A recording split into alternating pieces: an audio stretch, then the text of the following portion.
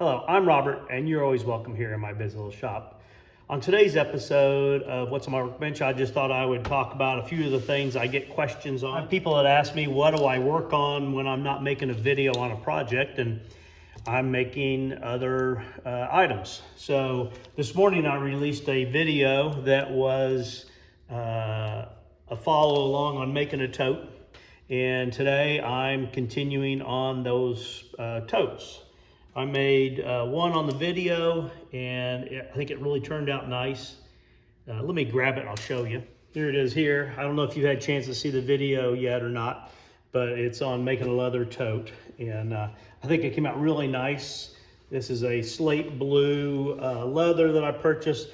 I actually used the brand that was from the hide in part of the detail on the bag.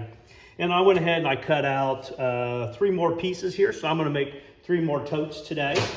And it moves a little bit quicker if I'm not making a video at the same time. So I just thought maybe you'd follow along here a little bit and I just would answer a few of those questions. Another question I get on a fairly regular basis is how long have I been doing leather work? And really not all that long. I guess 3 years now is the length of time. Every tool is offset here. So I guess I've been making leather items for about 3 years now.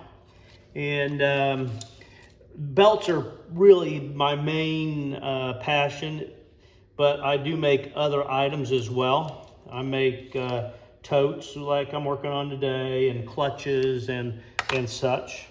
So that's how I fill my day. So yeah, I do spend some time each day trying to figure out what would be an interesting video for someone to watch. And if there's a, speaking of that, if there's a topic that you would like for me to cover, you would actually help me out by letting me know what that is. It's hard to think of something new and fresh each day, and maybe there's something out there that you're interested in or a question that you've got as well. I do get some questions from time to time on where I grew up and my background and things such as that. And I grew up in the Midwest in Indiana on a small family farm. And there's 8 of us kids in the family. So it's a large family. And the leather work is one of my hobbies. And my dad he was always into hobbies, had lots of hobbies that he would do. He did photography, and ham radio was probably his biggest hobby. He was a ham radio operator for the majority of his life, really. He became a ham in the 50s, and he was a ham radio operator until he passed away.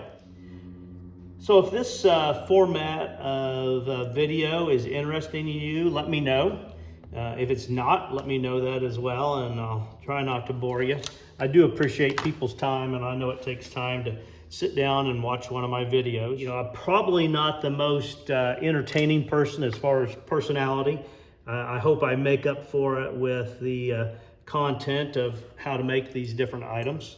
And when I first started doing videos, one of my family members said, don't give up all your tips and tricks on how you make the products. And you know, if I can help someone be a leather crafter, then, you know, or encourage you to do that, then I'm okay with that. Obviously, I can only make so many items anyway, and I keep plenty busy. You know, always, you know, like to make a few more.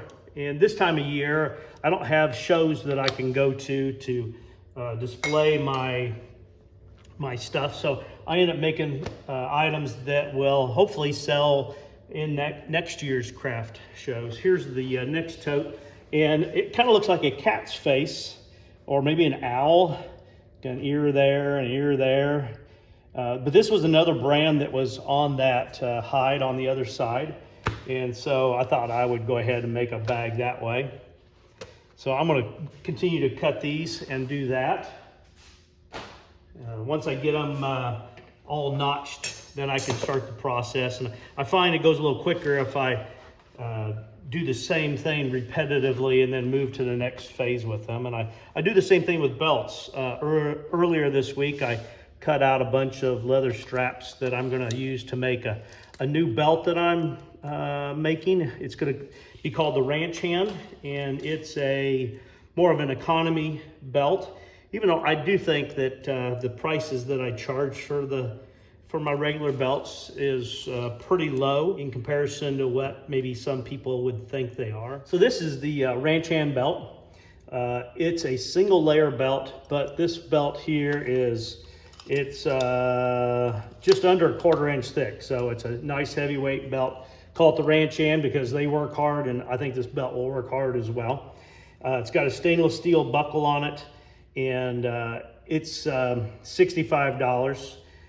So it gives you an opportunity to have a quality belt at a price that's comparable to what you would pay in a department store.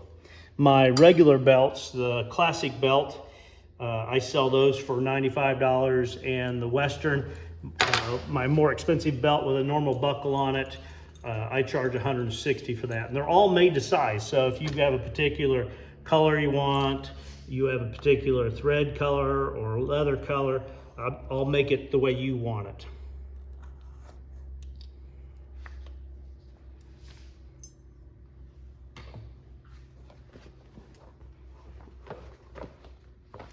I retired from working for Sherwin-Williams in, I guess it's 2018, so it's been a few years ago, and I've kind of stopped telling people I'm retired because I seem like I'm more busy now than I was before I retired. I keep pretty busy between the leather work and doing other projects. Summer's really busy for me.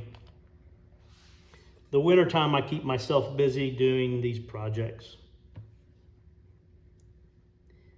Anyway, I just thought I would take a moment here while I was working in the shop and answer a few of those questions. If you've got a video idea that you would like me to work on, I'd appreciate the opportunity to hear from you. Just leave me a note and tell me what video idea you have. If there's videos I've done in the past that you like, heck, I'll even go so far as if there's things you don't like, let me know what that would be, and I try to adjust. So the whole YouTube video thing has become another one of my hobbies as well. I'm marking along here where I'm going to put the tape, double-sided tape, to hold this in place while I sew it. It's going to have a 1-inch fold over, so this line's 2 inches down, so I know where to fold back to.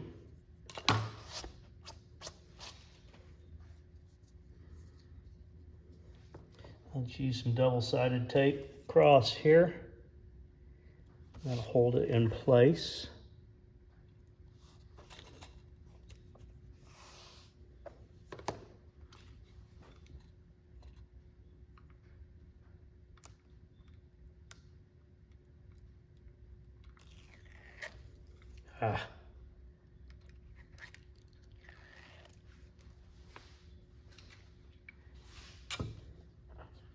I always start in the middle so I don't end up with it getting whopper job by the time we get to the other end there. Yes, technical leather term.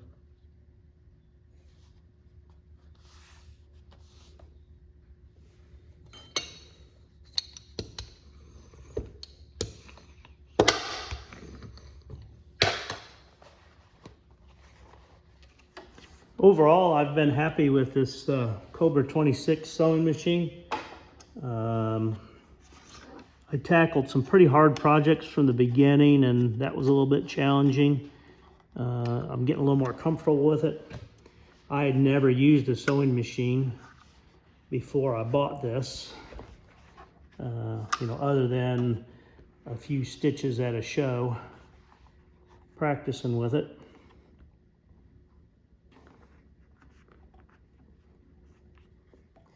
A lot of moving parts here to think of. I guess for people that have sewn all their life, it just kind of comes second nature.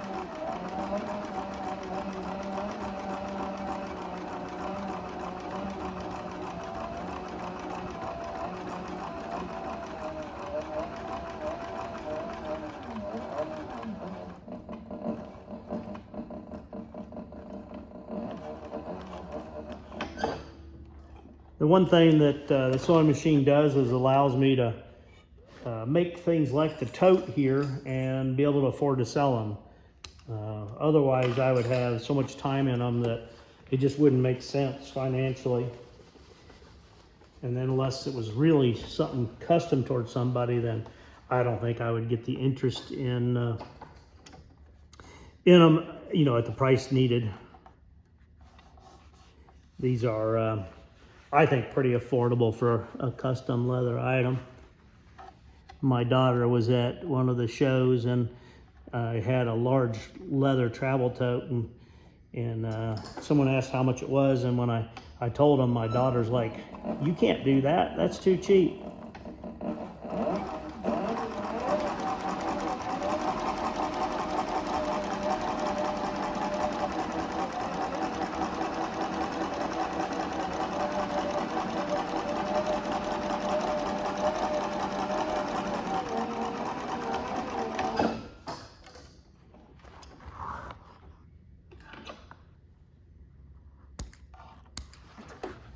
Hope everybody enjoyed following along on my video today. I appreciate you being here. If you would consider sharing this with someone else, and please subscribe if you haven't. Have a great day.